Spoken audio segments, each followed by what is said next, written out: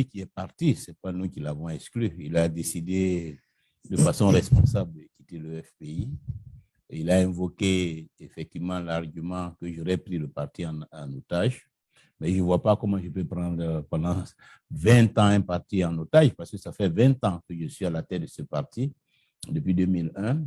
Et depuis la chute de notre régime, je continue, après ma sortie de prison, je continue de me battre pour faire revivre ce parti, pour le reconditionner.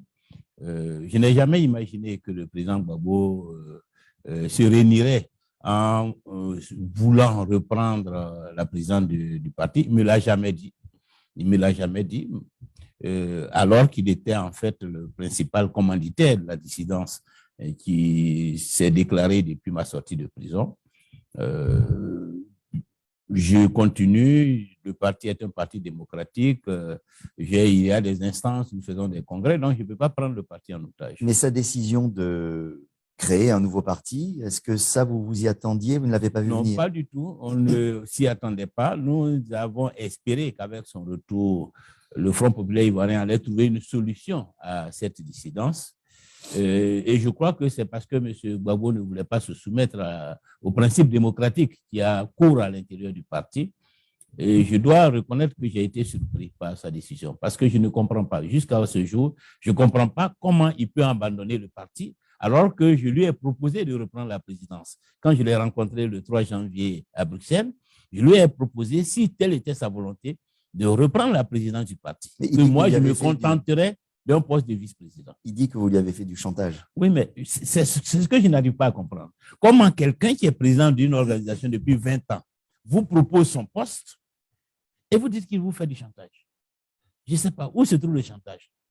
Alors, parce que, comme je l'ai indiqué là, habituellement, en pareilles circonstances, ceux qui ont le poste cherchent à s'accrocher et se battent pour s'accrocher. Or, au nom de l'unité, j'ai dit, je suis prêt à te céder la présidence du parti et à être le premier vice-président, c'est-à-dire à descendre du fauteuil pour prendre la chaise à côté de toi. Je ne vois pas où se trouve le chantage. Alors, il vous laisse l'enveloppe du FPI, selon son expression, pour en garder le fond en créant son nouveau parti. Il se pose en gardien de la substance du FPI, ce que vous contestez et d'ailleurs qualifié d'imposture. Ce n'est même pas seulement une imposture, mais je considère cela comme de l'arrogance et une sorte de mépris pour les militants. Parce que c'est comme si tous ceux qui étaient au FPI étaient là pour suivre un individu, qu'ils ne sont des suiveurs, qui n'ont pas de conviction, qui ne se battent pas pour un idéal, pour un projet politique. Or, c'est se battre pour un idéal, pour un projet politique, c'est ça qui fonde le Front populaire ivoirien. Et tous ceux qui y sont venus d'abord en réaction au parti unique. Parce que s'ils étaient des démocrates, des personnes qui veulent la liberté, qui veulent la démocratie, qui veulent la justice, ce sont ces valeurs-là qui fondent l'engagement des uns et des autres. Ce n'est pas un individu qui fonde l'œuvre. Or, ces valeurs-là, elles sont toujours portées par le parti. Alors, je ne comprends pas comment il peut penser aujourd'hui, parce que le parti lui a donné l'opportunité d'accéder au pouvoir, d'être président de la République, penser que c'est lui le parti, c'est lui qui incarne ces valeurs et que c'est là où il va se retrouver, c'est là que vont se rassembler les militants. Je trouve que c'est un peu prétentieux. Alors, justement, dans la continuité de ça, vous dites « il nous a fait, nous l'avons fait ». Sous-entendu, on ne lui doit rien. Bien sûr, on se doit mutuellement. Comme je le dis, c'est même, je trouve ça toujours prétentieux de penser qu'on ne doit rien à personne. Parce que dans la vie, même son instituteur, on lui doit quelque chose. On lui doit quelque chose. Parce que sans lui, vous n'auriez pas peut-être appris le b.a.-ba de la vie. On doit toujours à quelqu'un. Et s'agissant, par exemple, d'une personnalité qui arrive au pouvoir, à la tête de l'État, il faut la mobilisation de milliers de personnes sur l'ensemble du territoire, dans les domaines, ceux qui ont des compétences pour ne serait que formuler un projet politique dans le domaine de la santé, de l'éducation, de l'économie. Si vous n'avez pas tout ce monde-là, vous ne pouvez pas arriver au pouvoir. Et si vous arrivez, vous devez savoir que c'est grâce à tout ce monde que vous avez pu accéder et avoir un minimum de respect pour toutes ces personnes. Vous vous considérez comme un membre fondateur du FPI, au même titre que tous ceux qui se prévalent de ce statut, dites-vous, mais à votre avis, À qui les militants du FPI attribuent-ils la paternité du FPI? À vous ou à lui? Mais à tous ceux qui ont contribué. Eux-mêmes, en tant que militants, ils ont participé à cette œuvre. Parce que ce sont eux qui sont sur le terrain. Ce sont eux qui vont au contact des populations, qui expliquent la vision du FPI, qui font la promotion des candidats du FPI, que ce soit les candidats à la présidentielle ou aux élections locales. Donc, tout cela contribue à la formation du FPI. C'est une grande famille. C'est comme n'importe quelle organisation humaine. C'est la conjonction de tous ces efforts, c'est la synergie entre toutes ces personnes qui fait la force du FPI, et personne ne peut considérer qu'il a l'exclusivité de l'action du parti. Chacun a sa part, selon le niveau qu'il occupe dans la hiérarchie. Alors, on voit que ça vous agace, vous n'y allez pas de main morte, puisque vous dites qu'il est mu par le goût de l'idolâtrie et du culte de la personnalité.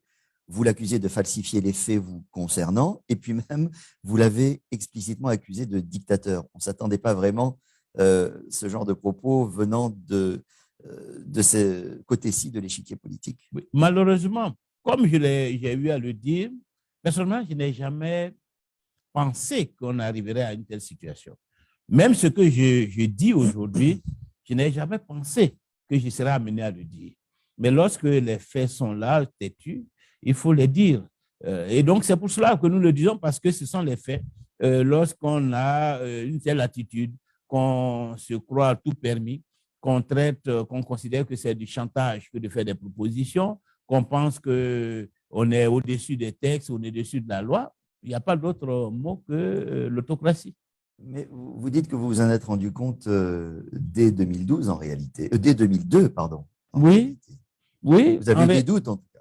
Oui, cette dérive, comme je l'ai indiqué dans le texte que j'ai produit à la conférence de presse, elle était observable, cette dérive, depuis 2002, avec la rébellion. Mais pourquoi vous n'avez rien dit? Ah, mais si, on s'est battu.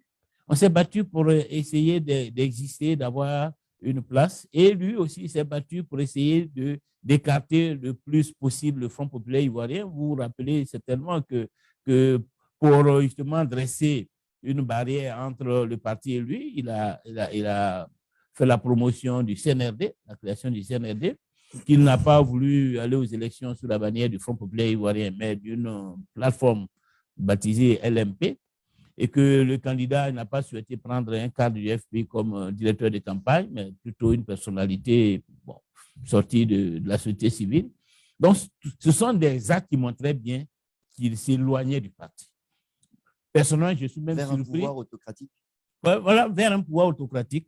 Et on le sait, hein, les pro-Gbagbo, ce mot est né d'ailleurs à cette époque. C'était des personnes venues de tous les horizons qui constituaient sa garde rapprochée et qui participaient avec lui à la gestion de l'État pendant cette période-là. Le parti était marginalisé, il n'était pas consulté. Et cela a créé d'ailleurs des frictions entre lui et le parti. Et il le sait. À plusieurs occasions, nous avons eu des explications, mais nous avons compris que nous n'avions plus de rôle à jouer dans la conduite des affaires. Nous nous sommes contentés donc d'animer notre parti et d'attendre.